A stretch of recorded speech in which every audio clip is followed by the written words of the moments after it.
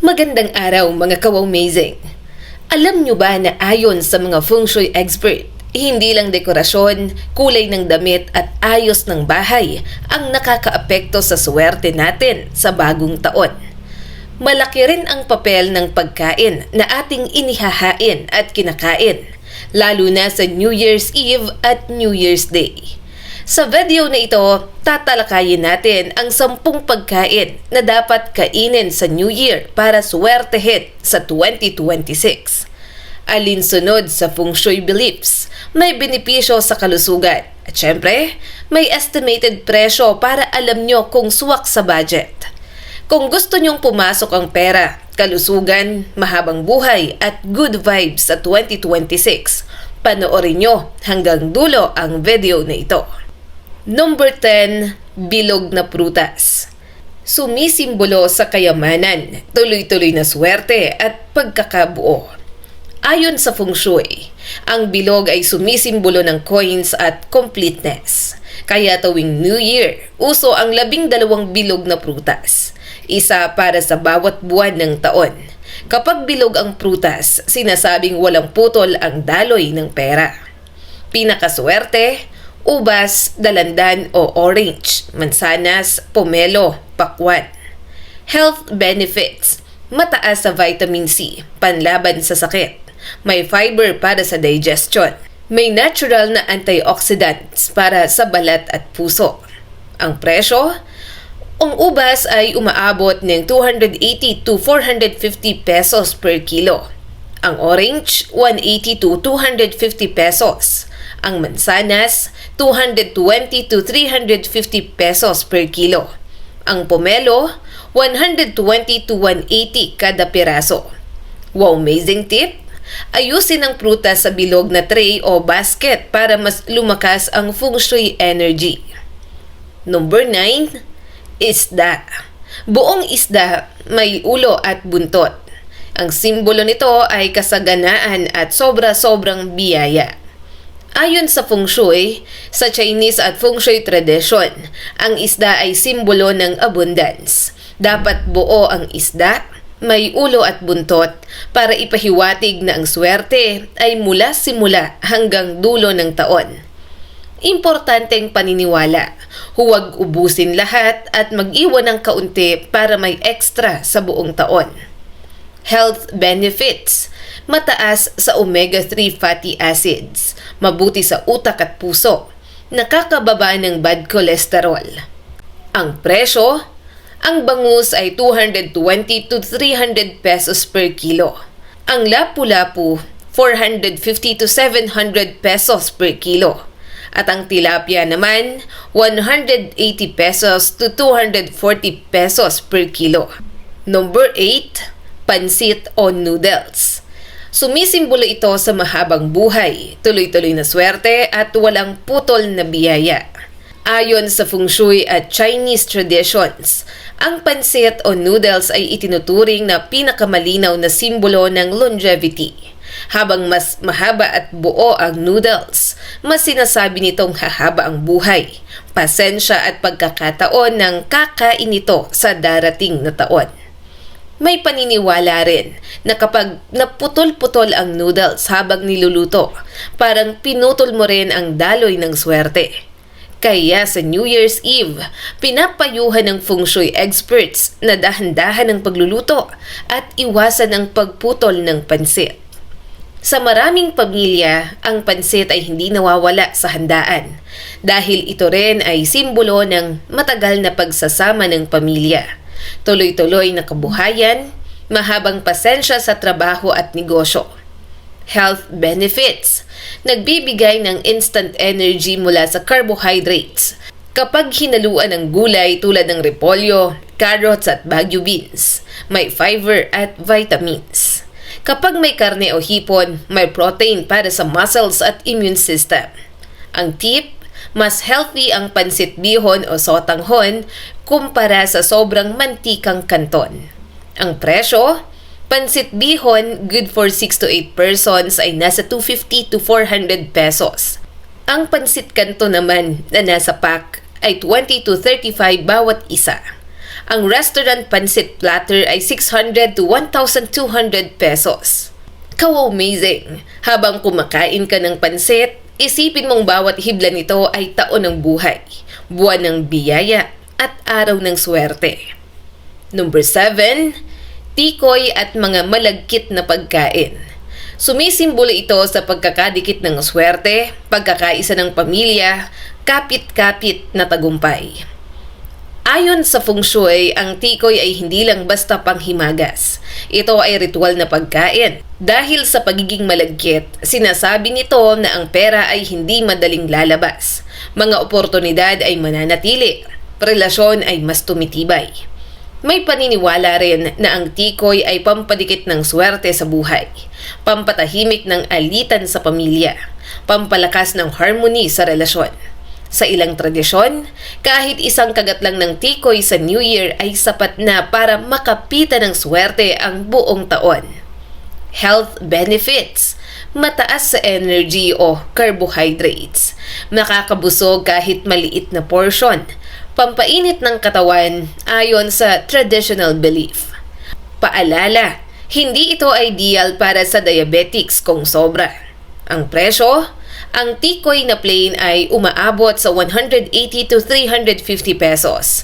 Ang tikoy na may mani o ube ay 300 to 500 pesos naman. Ang homemade kakanin, biko o suman ay 120 to 300 pesos.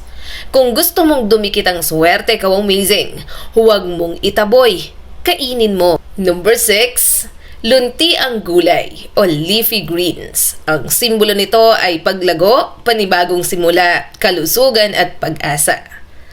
Ayon sa feng shui, ang kulay berde ay konektado sa wood element na sumisimbolo ng growth, new beginnings, fresh opportunities. Kaya kung gusto mong gumaling ang kalusugan, lumago ang negosyo, magbukas ng bagong oportunidad, kailangan ng gulay sa mesa ng New Year. Pinaniniwalaan din na ang leafy greens ay naglilinis ng stagnant energy mula sa lumang taon.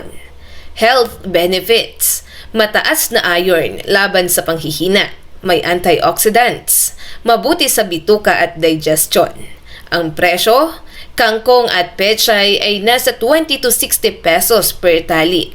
Lettuce, 120 to 200 pesos. Broccoli, 180 to 260 pesos. Kung gusto mong umusbong ang swerte, ka-amazing, pakainin muna ang katawan. Number 5, bawang.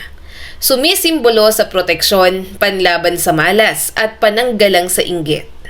Ayon sa feng shui at pamahiin, ang bawang ay itinuturing na natural shield laban sa negatibong enerhiya, inggit, malas at chismis. May ilang feng shui practitioners na naglalagay ng bawang sa kusina bilang proteksyon sa buong taon. Health benefits: natural antibiotic, pampababa ng kolesterol, pampalakas ng immune system, anti-inflammatory. Ang presyo: ang lokal na bawang ay 120 to 180 per kilo. Ang imported naman ay 180 to 280 pesos kada kilo. Hindi lahat ng laban ay nakikita. Ang bawang ang tahimik mong depensa. Number 4, kanin o bigas. Sumisimbolo sa kasaganaan, tuloy-tuloy na pagkain at seguridad sa buhay. Ayon sa feng shui, ang bigas ay simbolo ng araw-araw na biyaya. Ang kusinang may sapat na bigas ay tanda ng hindi pagkukulang, seguridad sa pamilya, matatag na kabuhayan. May paniniwala na huwag hahayaang maubos ang bigas sa New Year dahil parang tinatawag mo ang kakulangan. Health benefits: pangunahing source ng energy. Kapag brown rice, mas mataas ang fiber, madaling tunawin at pampabusog. Ang presyo: ang regular ay 45 to 60 per kilo. Ang premium naman, 65 to 90 pesos per kilo. Ang brown rice, 80 to 120 pesos per kilo. Habang may kanin sa mesa, ka-amazing, may pag-asa sa tahanan. Number 3, dumplings, siomai, empanada, hugis ginto o pouch. Sumisimbolo sa kayamanan, swerte sa negosyo at ipon. Ayon sa feng shui, ang dumplings ay kahawig ng sinaunang gintong barya. Kaya sinasabing mas maraming dumplings sa mesa, mas maraming pera ang papasok. May paniniwala rin na kung kakain ka nito sa New Year, swerte sa negosyo at trabaho ang darating sa 2026. Health benefits. May protina mula sa karne o hipon. May gulay, katulad ng repolyo, carrots at sibuyas. Mas healthy kung steamed kaysa fried. Ang presyo ngayong 2026 dito sa Pilipinas. Ang homemade siomai na 12 pieces ay aabot ng 120 to 200 pesos. Frozen dumplings pack ay 180 to 350 pesos. Ang empanada na street style ay 35 to 60 pesos kada piraso. Wow, amazing tip! Ihain na sa bilog na plato at mas maganda kung may even number. 8, 10, 12 pieces dahil lucky numbers ito sa feng shui. Number 2, matamis na pagkain. Sweets and desserts.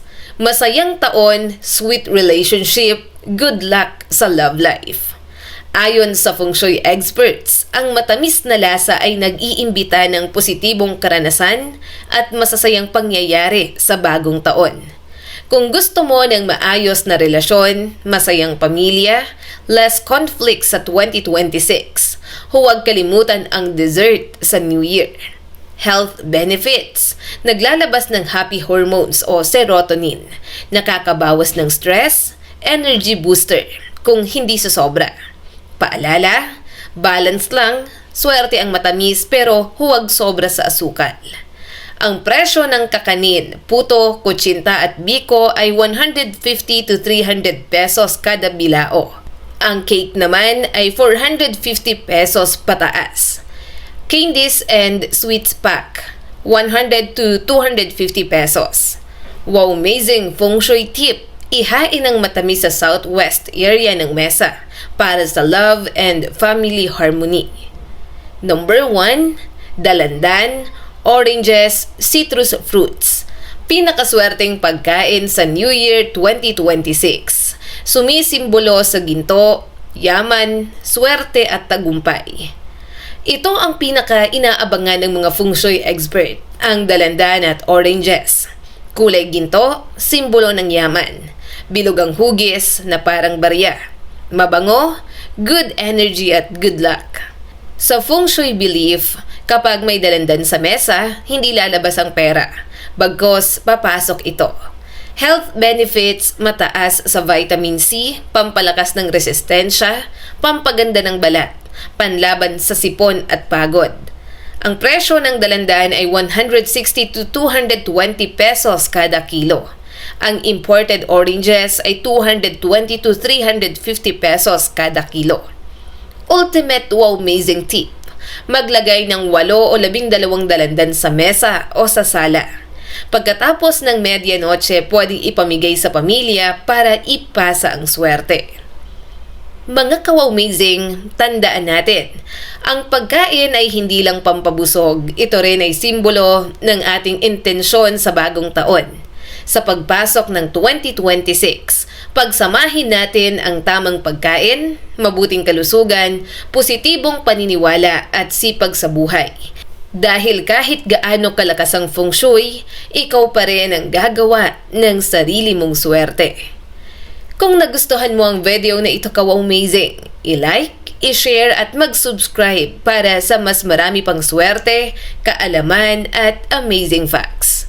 Alin sa mga nabanggit ang handa mo sa New Year? I-comment lang ang iyong sagot sa comment section sa ibaba.